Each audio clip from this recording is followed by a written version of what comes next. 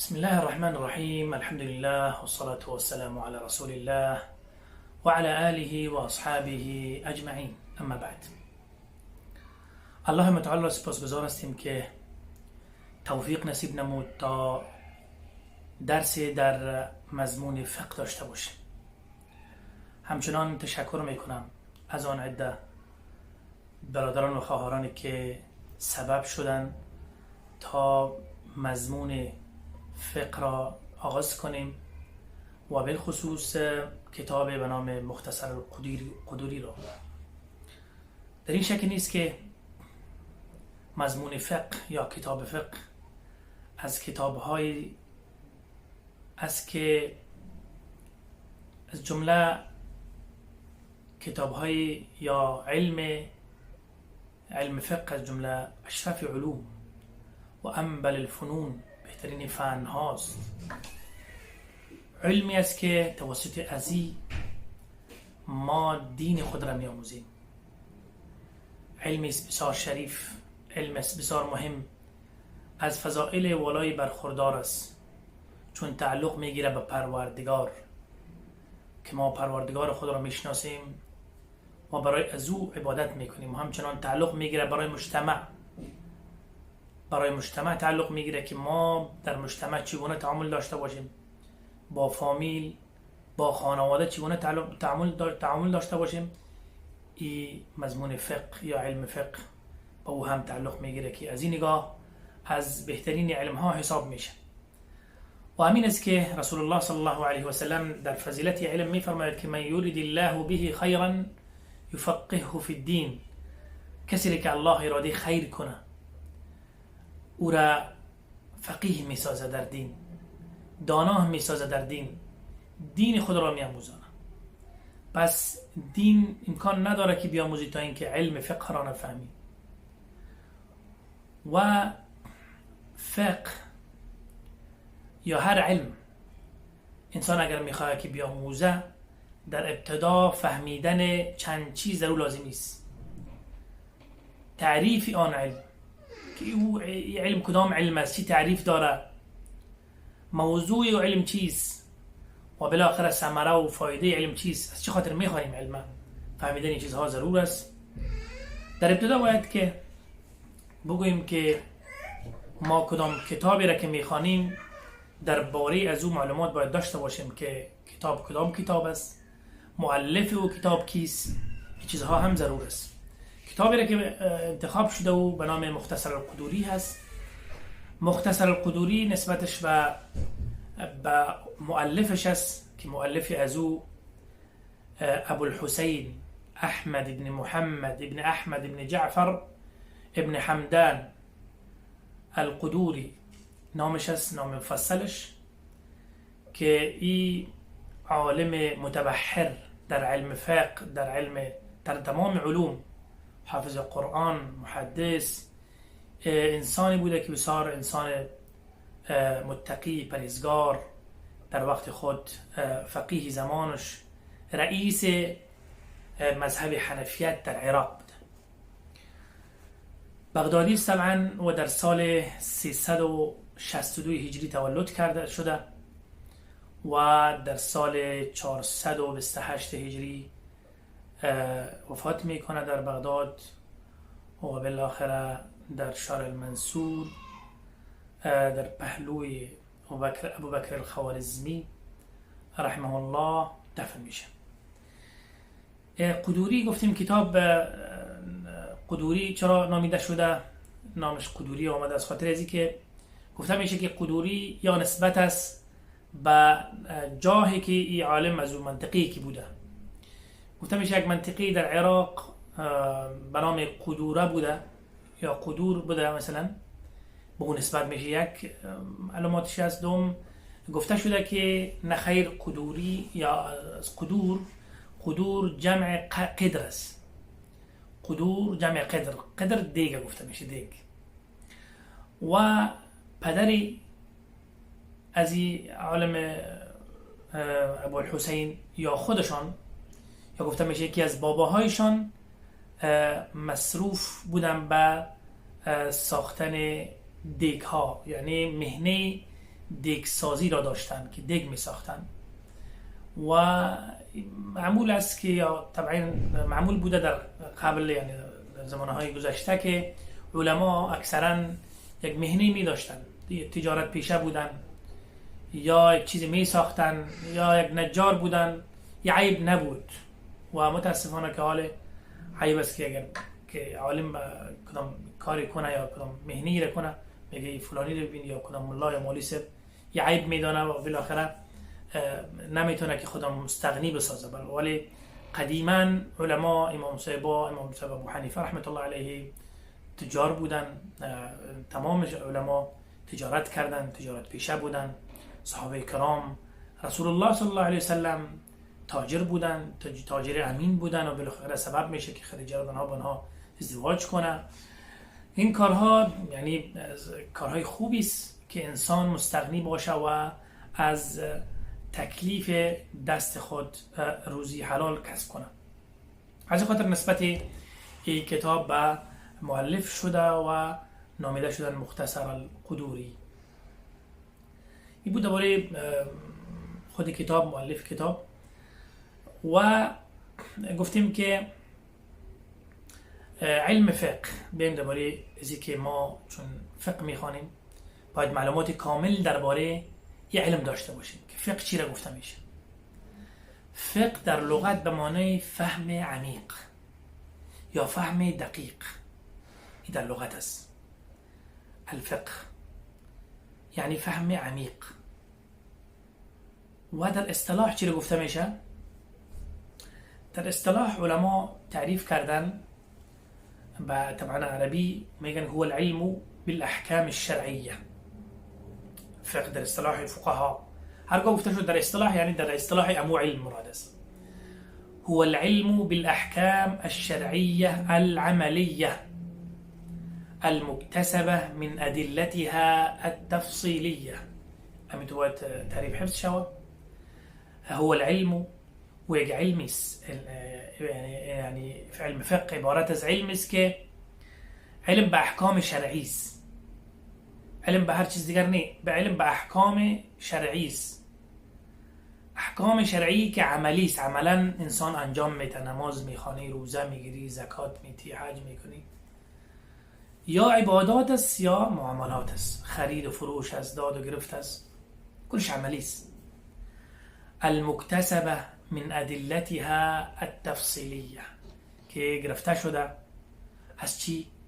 از دلیل یا دلایلی که تفصیلی است. از دلایل تفصیلی یعنی احکام شرعی از کجا گرفته میشه؟ از دلایل مفصل که قرآن کریم در جاهای مختلف، احادیث نبوی در ابواب مختلف او را ذکر میکنه و امی علم فقه از او گرفته میشه. مثلا و اقیموا الصلاه، نماز بخوانین، موضوع فقهی است. روزه بگیرین و صوموا، مثلا یا ایها الذین کتب علیکم الصیام، یا مثلا در حدیث میگه که صوموا لرؤیته و افطروا لرؤیته. همین احکامات که باز تفصیلی از ایره از کجا ما میفهمیم؟ از این دین مبین اسلام تفصیلات مضامین فقه را، ابواب و فصول فقه را تفسیراتش از کجا میفهمیم؟ از این دین مبین اسلام که توسط قرآن و احادیث نبوی برای ما شما شرح شده و بیان شده. در قرآن میگه نماز بخوانیم، ولی در حدیث شرح از میگه چند رکعت نماز بخوانیم، ظهر چی وقت بخوانیم، عصر چی وقت بخوانیم، چند رکعت خوانده شود، سنتش چند است، فرض چند است. یا همه تفصیلات توسط امی مضمون فقه دانسته میشه که باز احکام از او دانسته میشه که احکام شرعی که باز تفسیرات ازی در علم اصول فقه است که احکام شرعی وجوب است، فرض است، سنت است، مکروه است، حرام است، مستحب است، مندوب است، مباح است. این احکامات است که باز تفسیرش در علم اصول فقه خوانده میشه.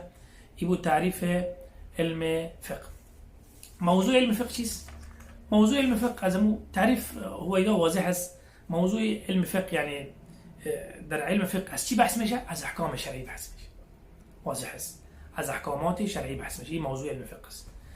ثمره علم فقه چیست؟ وقتی ما علم فقه میخوانیم فایدهش چیست؟ چی بهره بر میداریم از این؟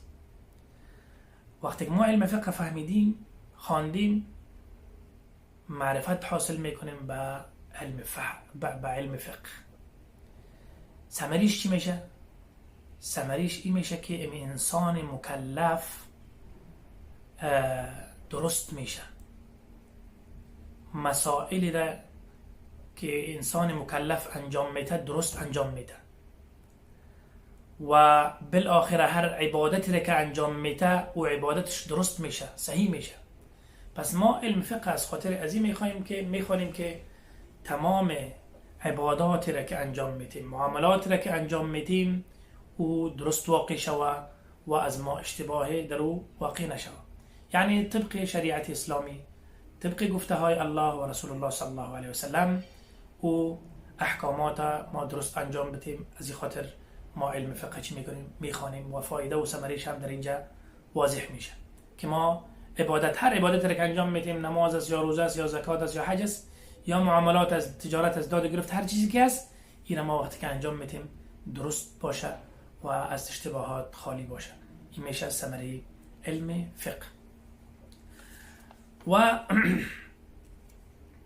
این کتاب مختصر القدوری عبارت از کتاب فقه است گفتیم و در مذهب حنفی است. امام ابو حنیفه نعمان بن ثابت رحمت الله علیه است که در این کتاب 12,000 مسئله ذکر شده. مسئله فقهی در کتاب مختصر القدوری 12,000 مسئله فقهی ذکر میشه و این کتاب در وقت و زمانش بسیار مشهور بوده.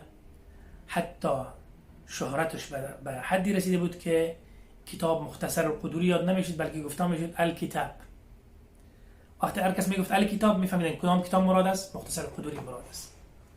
حتی این که یکی از علما یک شرح بر بالای از نوشته میکنه به نام اللباب شرح الکتاب. اللباب شرح الکتاب.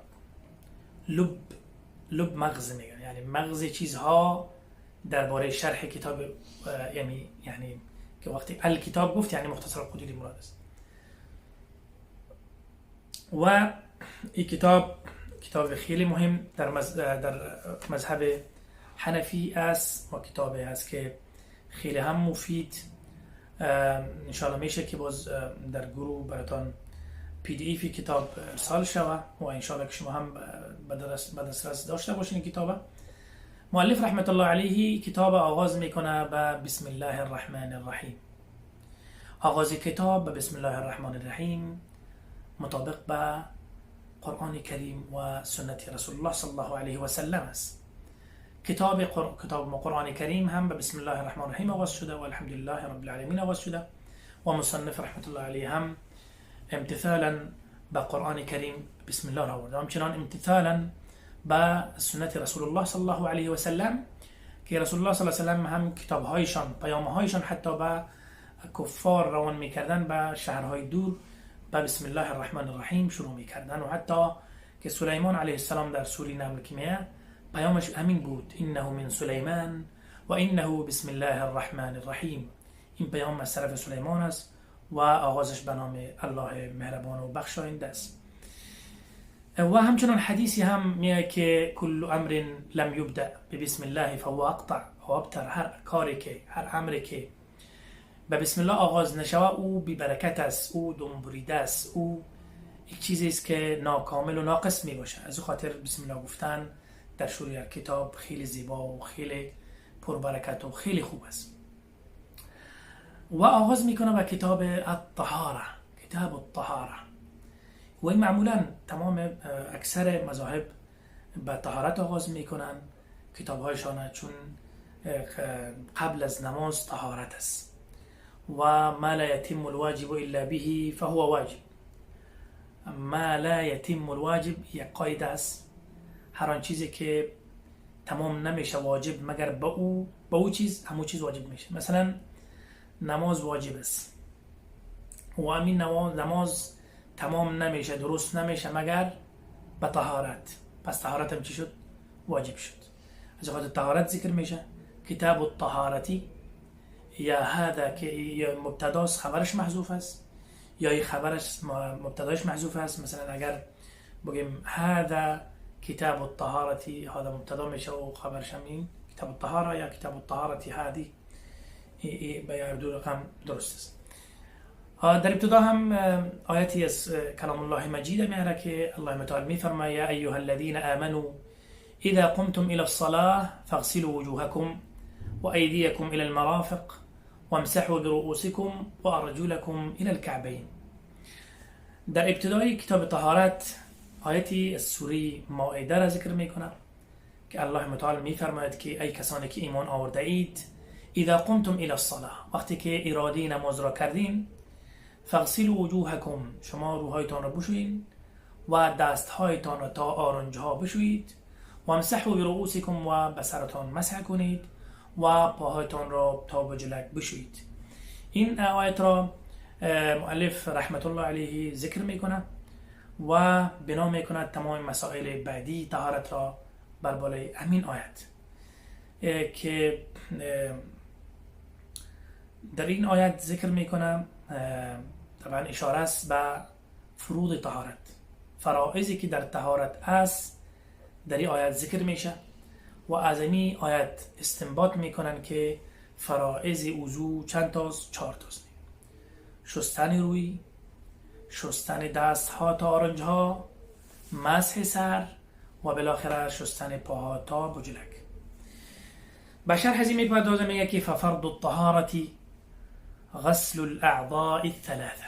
فرض طهارت یا فرض وضو عبارت از شستن 3 عضو است.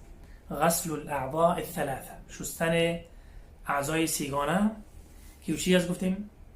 رو را میشویی، دستا را تا اینجا و پا را تا بجلک، و مسح رأسی از جمله فرضهای 4گانه یکیش مسح رأس است، شستن سر است. والمرفقان بازی میگه والمرفقان والكعبان يدخلان في الغسل. میگه آرنج ها، مرفق چرا میگه؟ آرنج. والكعبان بجلک پای، اینها میگه داخل است در غسل که داخل میشه.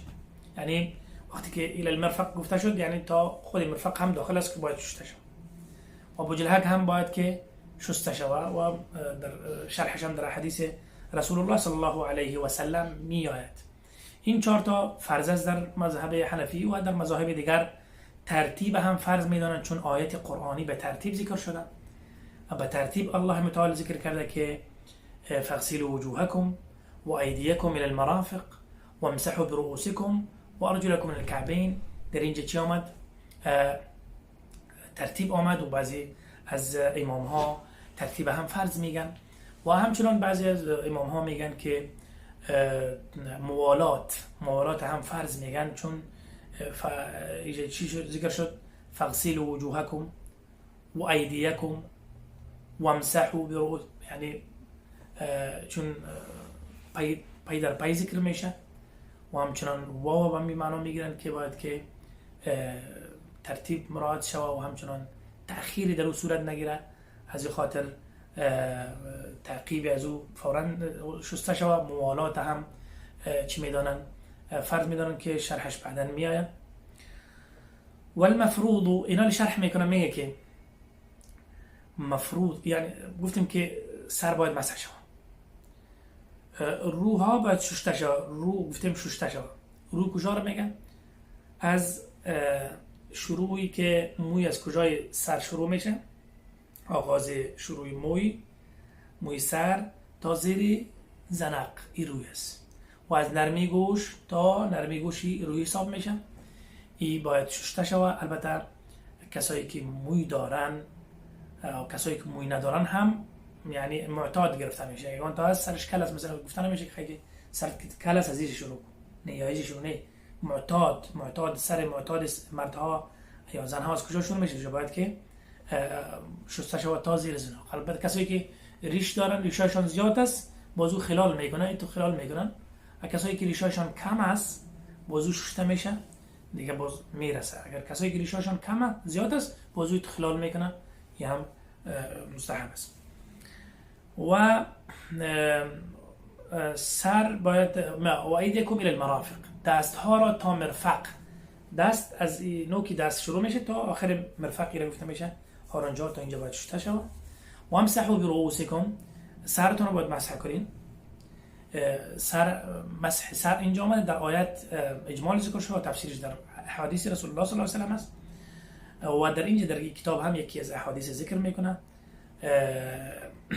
و ارجلکم الی الکعبین و ارجلکم و پاهایتان را بشویید الی الکعبین ارجلکم عطف است به ایدیکم او طرف میره فاغسلوا وجوهکم و ایدیکم و ارجلکم و ارجلکم نیست یک قرائت و ارجلکم آمده بلکه و ارجلکم از خاطر و ارجلکم از خاطر میخوانن که جار برای جوار میگه به رؤوسکم شد با و ارجلکم میشه از اینجا روافض استفاده میکنه که نه خیر مثل که سرت مسح کردی باید که پایت هم مسح کنی چون چی شده عطف شده بر سر یا نه خیر وقتی که عطف شده جر یعنی مجرور شده مکسور شده و ارجلی این جر برای جوار است جوار یعنی پلوش قرار گرفته از اوقات مجرور شده نه اینکه عطف بر برؤوس شوه که یا مسح شوه مثل که سر مسح شد باید پای مسح شوه اینطور نیست چرا شرح قرآن کی میکنه حدیث رسول الله صلی الله علیه و آله و در هیچ حدیثی نامده که رسول الله صلی الله علیه و آله گفته باشه که شما پاهاتون مسح کنید البته گفته که سر خفین مسح شوه سر جراب مسح شوه ولی برای سر چی نگفته سر این نگفته که پاهاتون لج مسح شوه از این خاطر اینجا مراد غسل پاهاست تا کجا را تا کعبین کعبین بجلک گفته میشه که باید که کعبین هم داخل است چون رسول الله صلی الله علیه و سلم در حدیث گفتن که ویل للاعقاب من النار وقتی دیدن که صحابه بجلکشان یا بجلک پایشان خشک مانده بود رسول الله صلی الله علیه و سلم فرمودن که ویل للاعقاب من النار هلاکت باد برای کسانی که عقیبه های پایشان خشک میمانه و این چیزک یعنی وعید بود برای کسایی که پاهاشان درست نمیشن تا بجلک نمیشن یا مرفقای دستایشان تا رنجها نمیشن برای اینا موعد دوزخ گفته شد اینجا باز میگه که ففرض الطهارة غسل الاعضاء الثلاثه فرض طهارت چیست فرض طهارت غسل الاعضاء گفتیم ایره خواندیم و اینا شرح میکنه میگه که والمفروض في مسح الراس آن چیزی که فرض است در مسح در مسح سر او چیز اندازش چی هست یعنی در قرآن اومده که شما سرتون مسح کنید چه سرتون مسح کنید میگه که حدیث است و اینجا میگه که مقدار الناصیه و هو ربع الراس مقدار ناصیه باید که مسح شود ناصیه چی رو گفته میشه شرح میکنه میگه و هو ربع الراس و چهارم حصه سر است چهارم حصه سر این یا سه کلک سر مثلا هیچی حساب میشه ربع راس حساب میشه دلیل میگه دلیلش که لما روى المغيرة لما روي المغيرة بن شعبة أن النبي صلى الله عليه وسلم هذه رواية شده از یا روایت کرده مغیره روى في الموزي بگیریم معلوم مغیره یا روی عن المغيرة مجهول میشه باز روى المغيرة روایت کرده مغیره بن شعبه صحابی جلیل قدر گفت که نبی کریم صلی الله علیه وسلم اتى سباطة قوم آمدن سباطة قوم آمدن به یک جایی که جای زباله‌دانی یا کثافت‌دانی قوم بود اونجا آمدن فبال اونجا چی کردن اونها پیشاب کردن و توضأ بعد از وضو کردن و مسح على ناصیته و مسح کردن بر بالای ناصیهشان که پیشانی یا رب سر و خفیه و بر بالای موزه هایشان چی کردن مسح کردن از این حدیث استنباط میکنن که مسح سر یعنی ربع مسح سر مسح کردنش ای فرض است ما گفتیم والمفروض في مسح السر فرض در مسح سر چیست این مذهب امام ابو حنیفه رحمت الله علیه است البته مذهب امام مالک رحمت الله علیه و امام احمد بن حنبل رحمت الله علیه اینها دیگر رای هستند که تمام سر باید که مسح شود چون احادیث دیگری هم وارد است که حدیث صحیح که صحابه جلیل قدر وضو کردن و گفتن که یا دیدن که رسول الله صلی الله علیه وسلم وضو مسح کردن به سرشان میگن که بدأ بمقدم رأسه شروع کردن از ابتدای سرشان ثم ذهب الى قفاه تا رفت میگه تا آخر سر قفاه چه نمیگه آخر سر از اول سر میگه شروع کردن تا اینکه آخر سر رسیدن این تو باز پس پیش روی آوردن، ثم باز پس پیش روی آوردن و تو گوشاشون هم مسح کردن. اونا از این حدیث مد میکنن که رسول الله صلی الله علیه و سلم چی کردن؟ مکمل سرشان مسح کردن. و همچنان میگن که آیت قرآن و امسحوا برؤوسکم وقتی که عموم ذکر شده راجع میشه به تمام سر. و میگن که حدیثی که مقدار ناصیه ذکر شده در اوجه هم حدیث دیگر میگه که امامه یا لنگی هم داشتن رسول الله صلی الله علیه و سلم که وقتی که اول حصه سرشان رو مسح کردن باز باقیشه با لنگی پورا کردن تا آخر سر لنگی هم آوردن.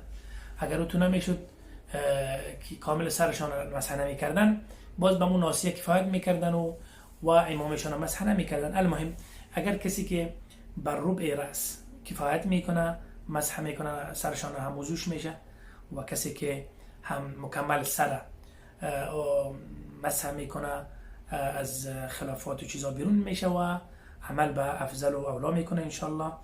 که رسول الله صلی الله علیه و سلم هم گاهی یک مرتبه اگر پناسیش هم اگر وضو کرده باشه یک مرتبه مسح کردن، ولی همیشگی به این کردن که سرشانه مکمل سرشانه که از مسح میکردن، بلکه ربع سرشانه گاه یا یک بار مسح کردن و فقط. یه حدیث خواندیم، این بود فروض طهارت که در اینجا به اکتفا میرسانیم درس امروز انشاءالله. با درس بعدی شروع میکنیم به سنت های وضو. از الله متعال طلبگاریم که ما شما را توفیق نصیب کنه تا نهایتی کتاب